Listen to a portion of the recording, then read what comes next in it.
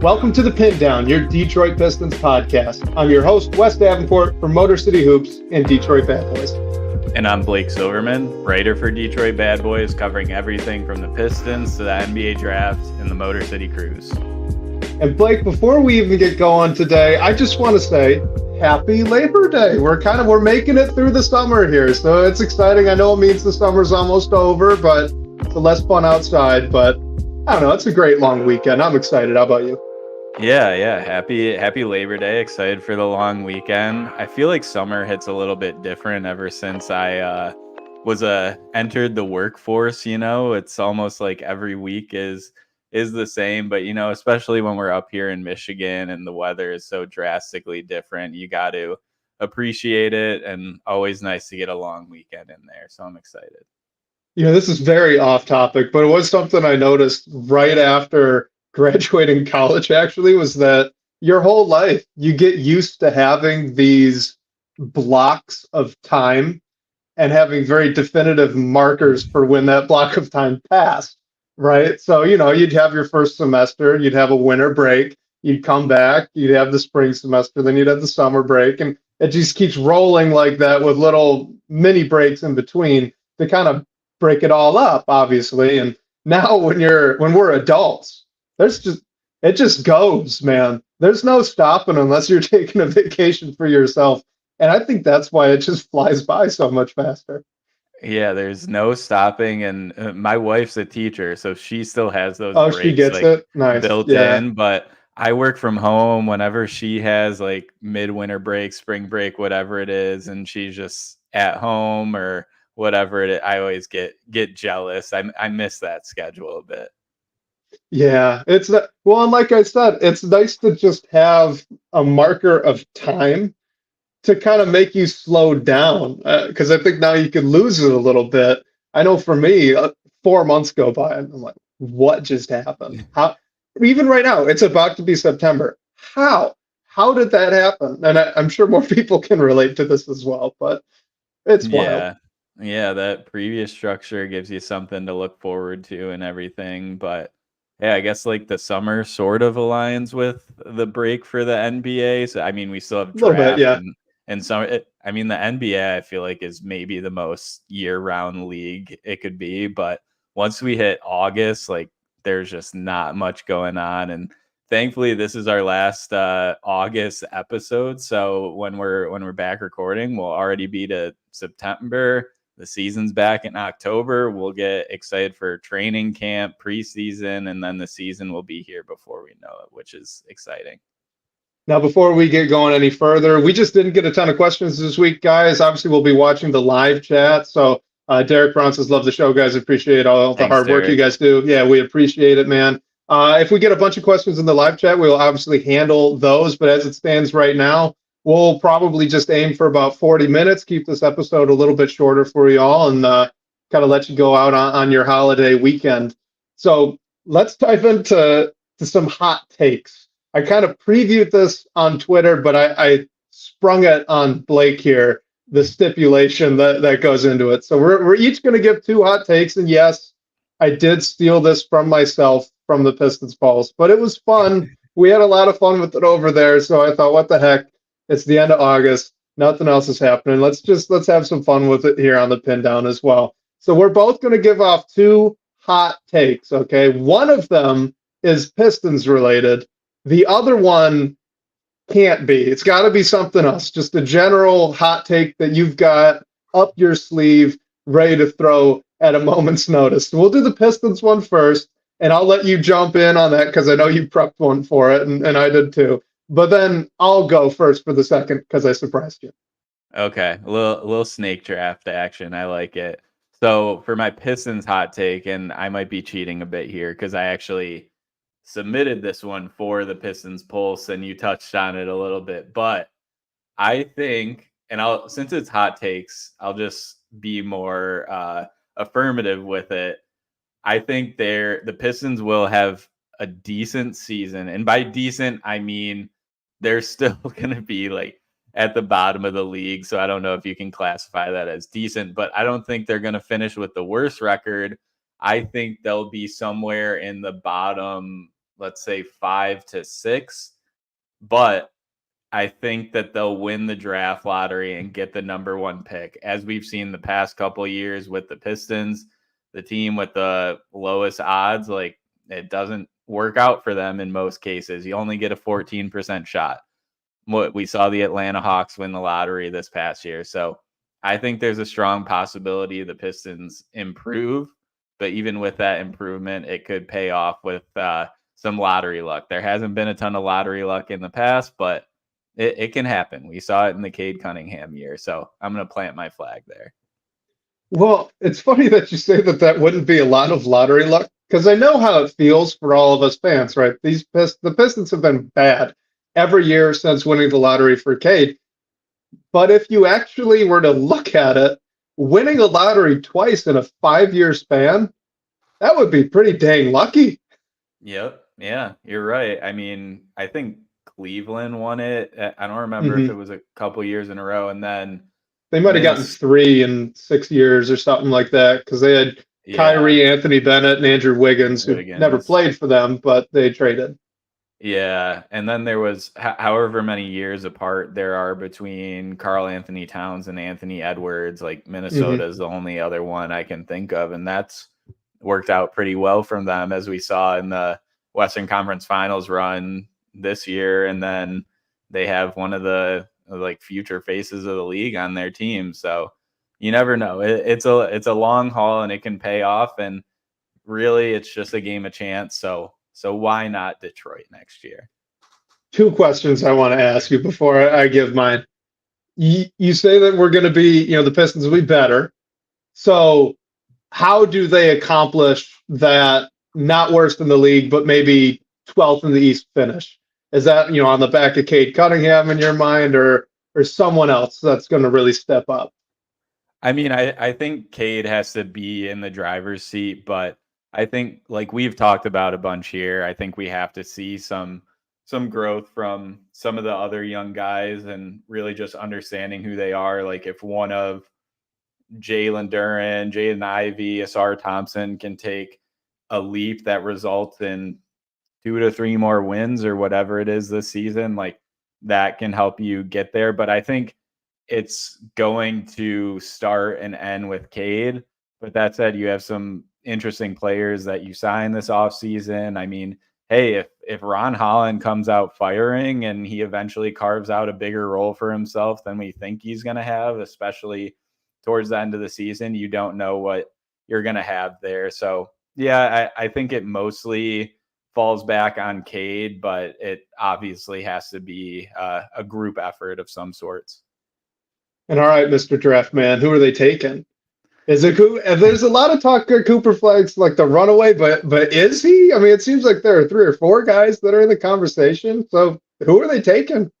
I think it's Cooper Flag. I mean, I'm really excited to watch him at Duke this year. He's probably the most hyped college basketball prospect since Zion. I mean, I don't think Ant was as hyped. Like, Ant was in a group where he could have not went 1. Like, Zion was the runaway number 1. So I think it's Cooper Flag, but Ace Bailey would be a good fit with the Pistons. And I've watched some of his high school games and everything like that, and he seems exciting. I need to watch more of Dylan Harper, but from what I've seen and read and everything, I don't think he'd be as good a fit in Detroit, just because, like, you already have Cade. He's more of an on-ball guy. So I think if you win the lottery, it's like you take Cooper Flag and then you run away with it. Like, with everything he does offensively, he's also like one of the best defensive prospects. So that would answer a lot of questions for the Pistons as well. So I think you keep it easy, but we have a full season in front of us. Things can change. I feel like he's the runaway, but I've heard some people say, like, there are some other names that could maybe get in there depending on how the season goes. So you never know. I think it would be a super interesting situation. Something that was kind of mentioned on the Pistons Pulse, I think Bryce mentioned this, was that, if the Pistons are picking at the top of the lottery again, probably means that the team was really bad and you don't really have to worry about fit. But in your situation, in this hot take, they would have jumped up maybe 6 spots, 7 spots, something large, big time jump to move into that position to take someone number one.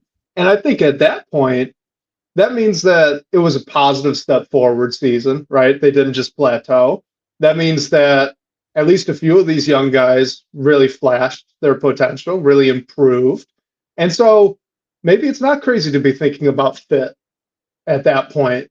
If Cooper Flagg is the best possible fit and the best prospect, then that's perfect. But yeah, I think there's some leeway there that I hadn't previously considered just by being slightly better as a team next season and then jumping the lottery instead of just, say, winning the first pick. Yeah, I mean, hopefully you don't have that many more opportunities to pick in the top 5, but I think when you do have those opportunities, you definitely want to take the best talent that's out there. And I just think the Pistons, if they are so lucky to get the first or even the second pick, they'd be pretty lucky to get a piece that fits pretty well in Cooper Flagg or Ace Bailey, or if there's someone that has like a Brandon Miller type breakout that we're not even talking about that much right now.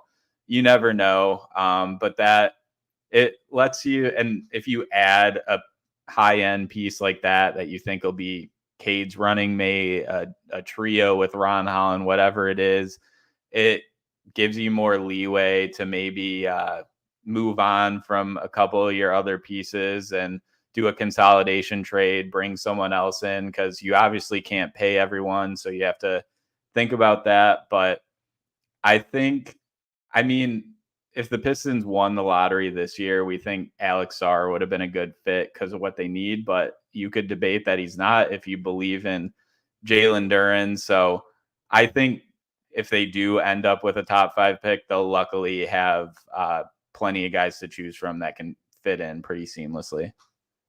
All right, here's my hot take. I'm just going to throw it out there. I want to get your reaction and a little peek behind the curtains, guys. Blake and I have very briefly talked about this before, but it was maybe a month ago now, so I don't even know if you remember it. Here's my hot take. Jaden Ivey is going to score 20 points per game, if not a little bit more. That's my hot take. I'm big time believer into what he's going to bring in this offense. I'm a big time believer in if you use him the right way, which it sounds like JB Bickerstaff will do, that he could really excel as a scorer, as an offensive talent. So my hot take is that he's going to average more than 20 points a night. He's going to take that second scoring option right out of Tobias Harris's hands, and the team's going to be a little bit better off for it. Yeah, we did talk about that a while ago. I remember it. I was still debating with myself whether Jaden Ivey is going to start. I mean, I think he is, but I guess I wouldn't be surprised if Malik Beasley or who could be the other one, like Asar, but you don't want to play Asar I guess next. Tim Hardaway Jr. Yeah. Like if you really want to stretch, right? Yeah, but I don't even know how realistic that is. So, I mean, I think Ivy will start, and what we've been talking about, how we want them to use him is stagger him with the second unit, and that just gives him some on-ball opportunities, more scoring chances to go and get his bucket. And the other thing is, like, we've talked for the past year, really since the Pistons have drafted Cade Cunningham, how he needs spacers around him to unlock his game and just put him in the best situation. I think it also helps Jaden Ivey because you're not playing next to a couple non-shooters like Asar and Duren. Hopefully, like, those lineups could definitely still happen if JB Bickerstaff chooses to go that way. But you brought in some guys who can shoot the ball and provide space for Ivy, which opens up driving lanes and everything like that for him. So I think he'll have more scoring chances. Just for numbers' sake, he averaged 16.3 points his rookie year and then went a bit down to 15.4 last year.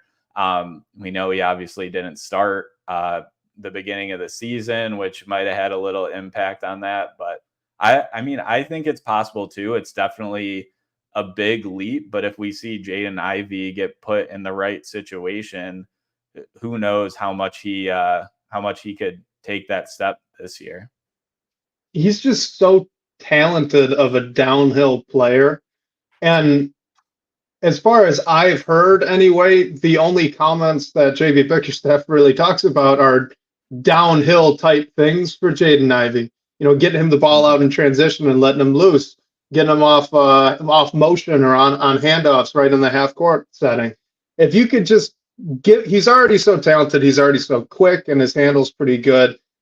If you can just make it even that much easier to get downhill and increase the volume, I think it's all right there for him. I mean, that is how he was used at Purdue. If you go back and watch that tape, it was almost comparable to how the Sixers used to use Allen Iverson. I mean, yes, everything went through Jaden Ivey, and I'm not saying that the Pistons are going to do that, nor should they do that. Everything should go through Cade Cunningham. But just in terms of the types of shots he was getting and the settings he was getting them out of, it was very orchestrated for him to be in an advantageous spot to then break down his defender in front of him and make decisions out of that. And if we can start seeing that with the Pistons next year, I really think it's going to take off. I think it's right there. I don't know, 20 points is a hot take, but I think he's going to take off. It's a hot take, but it's not like in another universe or anything like that. Like, he's already averaged 15 points a game and has been at least that his only 2 seasons in the league. And I think we could possibly see more plays drawn up for Jaden Ivey. We know how much attention Cade gets on the other team's game plan. So if you're looking to get someone else going, like, Ivey might be the first person that you go to there. So you never know. It's definitely a big leap, but year 3, it could definitely be a good time for him to take that step if he's going to do it. All right, we'll go into the non-basketball one here. Let me just ask you this before I even throw it out there. Did you follow the whole ChatGPT AI fear thing from probably late in the spring? I want to say no, because it's not I'm not immediately yes, so I might need you to explain a little bit Fair more. Enough. Well, around that time, you had a couple of tech leaders testifying before Congress saying, we need more regulation on us so that we can protect ourselves, protect the world from us ruining it. And ChatGPT was just introduced, so there was a lot of excitement on this generative AI thing. My hot take is that our AI overlords, they're way, way off. We're not even close. I'm not worried about it at all. I think ChatGPT is great, but it is not generative AI like you see in a Terminator movie. I'm just not worried about it. It's going to take a while. Then their next jump, right? If they're going to take another jump from this into a 4.0, I think they're on 3 point something. So if they jump to a 4.0 and truly improve it, I think that will take more time even than the smaller improvements they've made to 3. I think 4.0 is a ways away. So I'm steering clear. I'm fine. I'm not worried at all. Okay. This would have been really hot back in the spring, but it came to mind. So I was like, screw it. That's my hot take. That and strawberries are disgusting. Strawberries are disgusting. Okay, I can't get with you on that one. I do enjoy strawberries, but yeah, with AI, I work my day job in the advertising industry, so we've had those conversations, and everything I've seen, AI can be a tool, but at the same time, it's not going to replace what humans can do or the human thought process. I actually, can't. We're not talking about the Pistons right now, but I had something with AI tied into the Pistons for me recently, within the past couple of weeks. I think it was when the schedule released, because the Pistons are playing the Pacers on opening night, and there was an AI article that said how the Pistons let James Wiseman walk, and he's with the Indiana Pacers now. It was the Pistons made a questionable decision, and James Wiseman will make them pay for it or whatever it is. And it was so bold. Talk about hot takes. It was so clearly computer generated. I sent it. I'm in like a dynasty fantasy basketball league, and I sent it in that group chat, and I was like, yeah, I'm totally not worried about AI strictly because of this. Oh, that is spot on. Yes, I love it. I love it. All right. What do you got? What do you got for me? Okay, I thought of this one because Wes's wife Jill brought him a coffee before. Shout out Jill. Is that a cold latte or a hot latte? Hot latte. Okay. My hot take is, and I don't know how hot this is because I feel like you're on one side or the other. I'll choose to drink cold coffee no matter what day of the year it is. Like No. even if it's negative 20 or whatever it is. I like hot coffee. It's just like, I don't know. I'll go for cold coffee. There's nothing worse to me than when you have a hot coffee and it gets kind of lukewarm. Like you got to drink it fast. Yeah.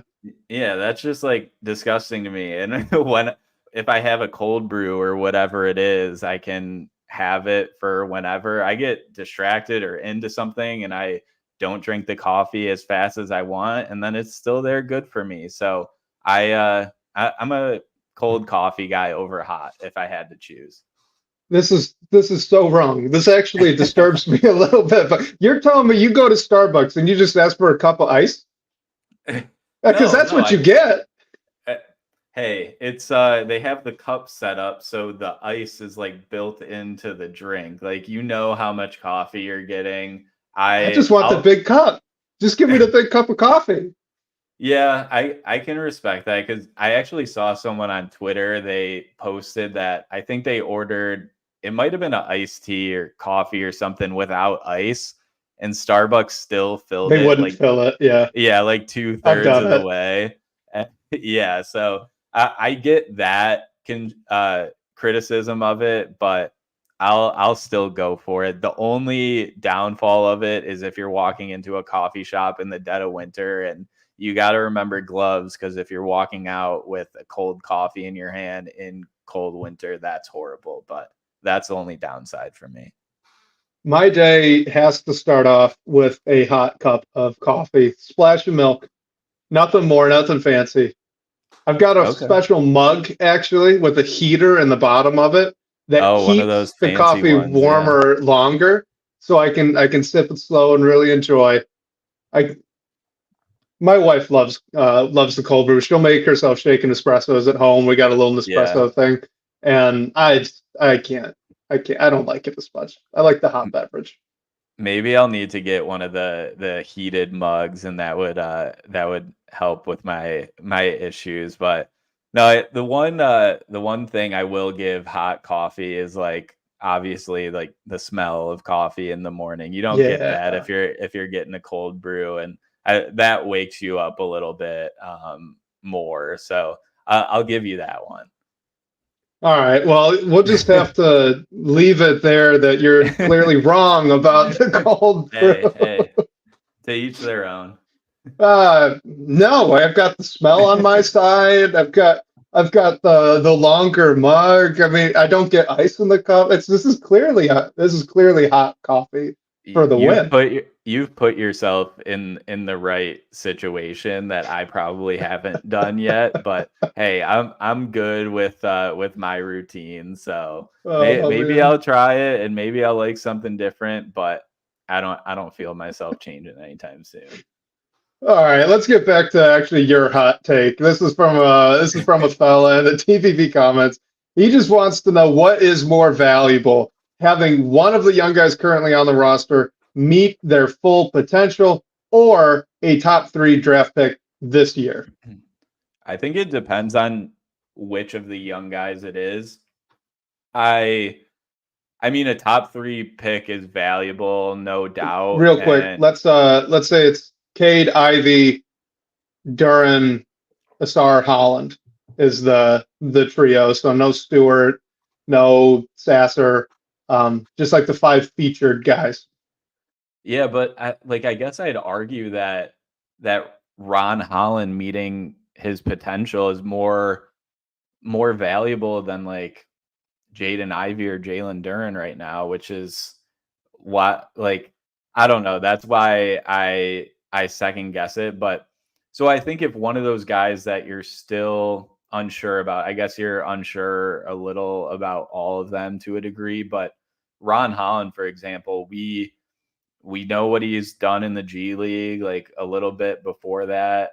All we have right now to go off pretty much is his potential. So I think if he reaches his ceiling, and some people believe it could be incredibly high, I think that is probably more valuable than getting the third pick in the draft this year when maybe the best prospect on the board is Dylan Harper and you don't want to draft another lead guard. I've seen some people compare Dylan Harper to Cade Cunningham. So I think the immediate focus has to be on the guys that are in the building. Like you have to work to develop them. You don't know what you have with most of them to a degree. You know what some of them are, but they all have things to improve on.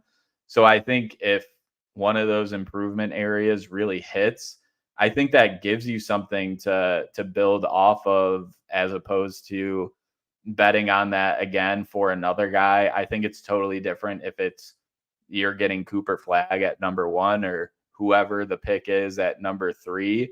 But I think I would have to go with having one of the young guys reach their full potential right now. I completely agree with you. When I read this, it's kind of a bird in the hand sort of situation. There's a very funny clip. I think it's from Family Guy. I don't know. It's one of those adult cartoons. I can't really remember exactly which one it is. To be quite honest, I don't really watch them. But I've seen this clip, and it's really funny, where they go in, they've won a prize, and the prize is a boat. Or they could choose this mystery box. But the catch is that you don't know what's in the box until you choose it, right? And if you choose the box, you forego the boat. The company gets to keep the boat. And so they're having the argument, and the wife just wants to take the boat. And the guy's like, no, the box, it could be anything. It could even be a boat. Mm-hmm. And that's kind of this to me, right? Like even Asar Thompson, who has super high defensive upside, but maybe not as much superstar offensive upside. Even if it's him, if he's the one of the 5 that truly reaches their top level outcome, their highest possible potential outcome, it's in my hand. I have it. I know I have an all-star caliber player, and I know what I need to do to build around that, versus taking just an entire swing again, even if it's Cooper Flag. Because you know what?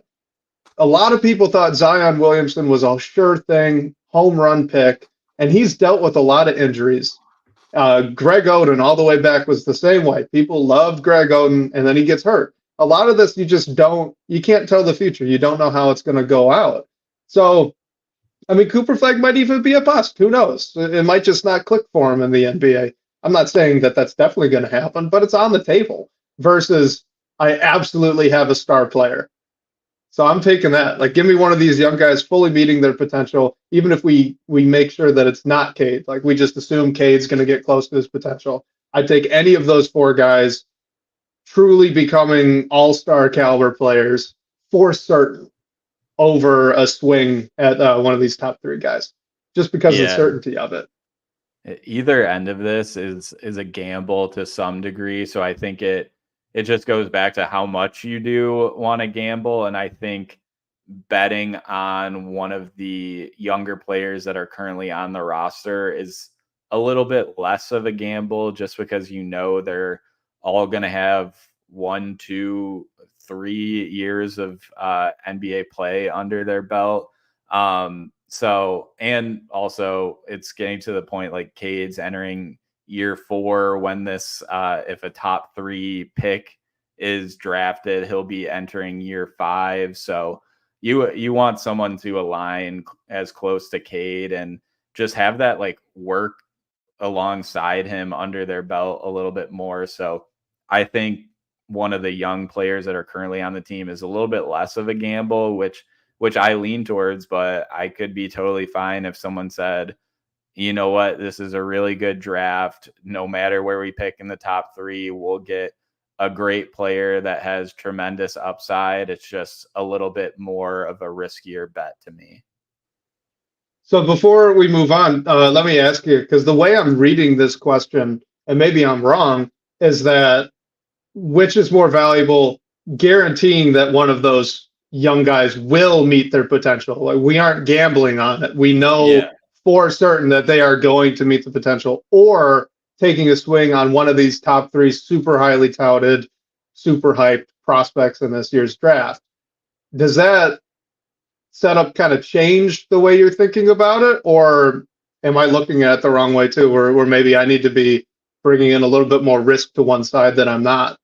No, that's how I read it too. Like, I think if it was framed as one of the young players, like, continue to develop, you have them at least on the roster. But like, to me, the question was, what if Jaden Ivey or Ron Holland, or even Asar for that matter, becomes a true second star next to Cade?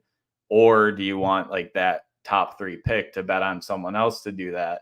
So I'd just rather one of the young guys turn into that second star, because the Pistons have been collecting these high draft picks the past few years now, and we're waiting to see what all of them become. So if one of them truly hits, like, I think that could be a game changer for this team more than potentially anything else. No, I agree. All right, let's get to this one. This will, unless we get a live comment here, this will probably be our last question of the day. So, John Schumann, hopefully I said that right, of NBA.com, released his latest power rankings for the Eastern Conference. The Pistons are at number 11. So here's 9 through 15. You got the Hawks at 9, the Raptors at 10, Pistons at 11, Bulls at 12, Hornets at 13, Nets at 14, Wizards at 15. This is from Revkin. So just wanting to know our thoughts on that. And I mean, honestly, of this group, would you have the Pistons third? Who would you have any of them jumping the team, or maybe them even moving up? Because as it stands right there, I mean, that looks like we're looking at the Pistons being just outside of the play-in, because I think 10 goes, right? 10 goes to the tournament. Yeah, I think it's realistic, but I don't know if this is how I would do it. I would be more comfortable if the Pistons were at 12 and maybe one of the Bulls or the Hornets jumped them. I mean, I think the more likely one is the Hornets. If LaMelo's healthy, you have year 2 of Brandon Miller, and you have a new coach and everything. And if that works out, I could see them not being good, but being like they were a few years ago when they were just under 500, and then everything sort of hit the fan, and they've had a couple years of LaMelo fighting injuries and everything like that. But yeah, the Nets and the Wizards, I think, are clearly in the Cooper Flag competition. But like, we saw the Nets pretty much press reset by trading Michael Bridges and everything. Not like he's a star to build around or anything like that, but the biggest asset that they had, their draft picks were all over the place, so they could really use a year of a top pick. And I think the Wizards are in a similar situation as well. The Bulls and the Hornets, and even the Raptors for that matter, are so up in the air to me. Like, they could be better than we think, or 1, 2, or all of them could take a step back, and the Pistons could really compete with them and be in that playoff conversation. I just don't know, I guess. So my most realistic answer is that the Pistons will probably be, hopefully, better than one of those teams, but I can't, at this stage, when we haven't seen this new roster and new coach and new front office regime hit the court, I can't say that they're immediately in the play-in conversation and right outside of that. And like, better than some of these other teams that might be in a similar spot to them. Yeah, I'm right there with you. Oddly enough, this might be a case of the national media being too high on the Pistons without having any games played, at least in my opinion. I mean, the trick here is, what do teams like the Wizards and the Hornets want to do? Because if you look at the Wizards roster, I know it's not great. They have interesting players and interesting draft picks they just made. You got Malcolm Brogdon. They got, they drafted Saren Carrington. Bilal Coulibaly still looks really interesting. Kuzma, Corey Kispert, Jonas Valanciunas too, to kind of be an anchor there in the middle. There are enough veterans on that team for them to not be awful, not be the absolute worst team in the league. And again, I mean, Jordan Poole's still kicking around there. He might rejuvenate his career as well. It's just if they want to do that, right? I doubt it. The Nets are sort of the clear the Nets are last place team to me right now. I'd have it the same way. And like Valanciunas, that was like such a weird signing to me. I would not be shocked if he's traded to a contender. Maybe that's a guy the Pistons are interested in at the deadline, honestly. Depending on what shakes out with the center position. But I mean, you never know. Like, things go terribly wrong or a lot better than you expect with most of these teams. So, I mean, I think this is the clear bottom group, like one outside of the 1 through 8 playoff teams, but you never know what can happen from there. Like, even the Hawks, we don't know what they're doing. Like, are they gonna decide to try and trade Trey at some point and build around Jalen Johnson, and you added Zachary Risachet with the number 1 pick? We don't know. A lot of weird stuff can happen. Well, and I mean, there are a couple of kind of underrated rosters, I guess. The Bulls, if they can stay healthy, Josh Giddey, Kobe White, Zach LaVine, Patrick Williams, and Nikola Vucevic is a solid starting 5. I also like Buzelis. Like, I think he could play a real role. And Io's nice as a backup point. They got Chris Duarte, who's, I mean, not spectacular, but he's been solid for a while now. I mean, like, it kind of hinges on Zach LaVine and his health, and same a bit with Nikola Vucevic, but there are the bones of a halfway decent roster in there. I would hesitate, assuming health, to put them behind Detroit at this point. And the Raptors and the Hawks, like you talked about, as long as they don't send it in for Cooper Flagg and Ace Bailey and whoever else is in this draft. I mean, Scotty Barnes, RJ Barrett, Grady Dick, Davion Mitchell, who was a guy we talked about a little bit earlier as a potential Pistons offseason target, and he's on the Raptors. That's a really good fit. Quickly, Olynyk, Jakob Poeltl. I mean, it's a solid team with 2 potential all-stars, in Scotty Barnes and RJ Barrett. And then, of course, the Hawks are still similarly deep as they were last year. They just got to add Risachet.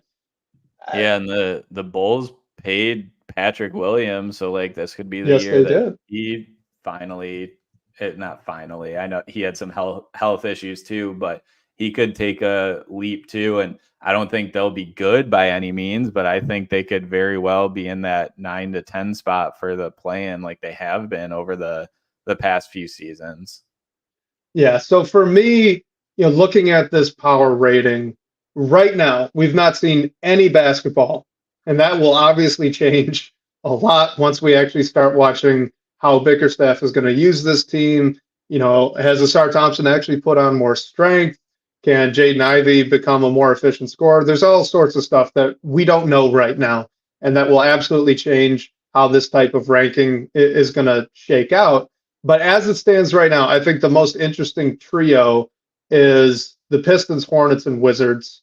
They're all kind of right there above the Nets, but below the rest fighting for 12 through 14. And if the Pistons could come out on the top of that, the way things stand right now, like you said, finish 12th, that's a solid record. I don't know if that's 30 wins, but you're approaching at that point. That'd be a win. That'd be a win. As sad as that is to say, that would be a win. That would be a step forward. That's a 10-game improvement. More even, 14 almost. Yeah, and what it's gonna come down to for me is like you got to beat those teams at the end of the day. Like how many wins over the past few years have we circled on the calendar thinking it's a winnable game, and then something injuries happen, obviously, and weird stuff goes on, but yeah, if the Pistons can consistently beat like the Chicago, Charlottes, Brooklyns, and Washingtons of the world consistently, like that'll allow them to win out of that group. We've seen the Pistons win games we didn't think they were supposed to, and they finally have a better roster that's more complementary than they have over recent years. So maybe that does really make a difference and allow them to at least be in the range to look to that play-in spot at the end of the day. I mean, I don't think it's likely, honestly, but I think falling like right outside of it is realistic. Yeah, I completely agree. And another thing, I guess, just as we're on this topic of looking forward to next year and kind of groups of teams to watch to test the Pistons' progress against, I know it's going to be a lot to ask because the Pistons are very clearly the worst team in the Central Division. So I'm not talking about competitive as in winning a lot of games, but you will be playing as the Detroit Pistons a lot of games against the Bucks, the Cavs, the Pacers, and the Bulls. And if you can be competitive, insofar as that those are close games, hard-fought games, not walkover games for those top teams, you give the Bulls a couple of scares, maybe take two, split with them. If you can scare the Pacers on opening night, things like that, it will go a long way, not only to, I think, help build the team up, but also with how young this roster is, build that confidence back up again after the season that they just had last year. So I think that's, as much as I'm also watching that trio that we just talked about with the Pistons, the Wizards, and the Hornets, I'm also really intrigued to see how the Central Division shakes out, but also how the Pistons play against them. Can they hang in there and not be blown out for every last one of those games?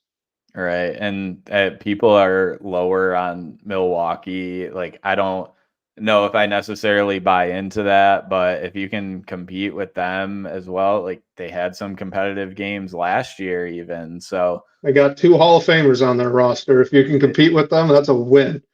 Yeah, 100%. But the East is good. We saw teams like the Knicks and Indiana take steps. We know Boston is the team to beat and everything. So they're going to have a lot of tests, but just if you can beat the teams that you're supposed to beat, which is not going to happen every time. Obviously, it's a long season, injuries happen and everything. But if you can take the games that you're supposed to take, that will really like help this team both in the standings as well as in the locker room moving forward.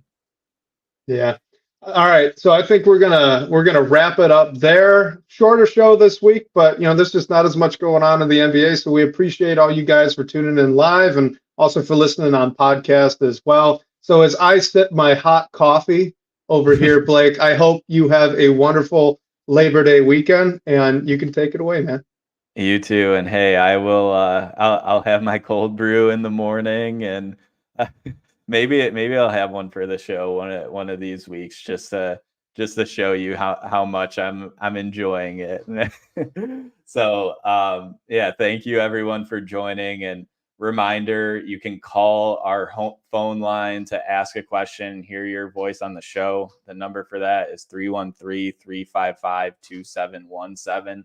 And special thank you to Sean Corp, the managing editor of Detroit Bad Boys, for supporting the show. Shout out to you guys for the great questions and talking points tonight. We hope you all have a great Labor Day weekend. We'll catch you next week, whether on your commute or live with us on YouTube. We can't wait to talk more Detroit basketball with you all.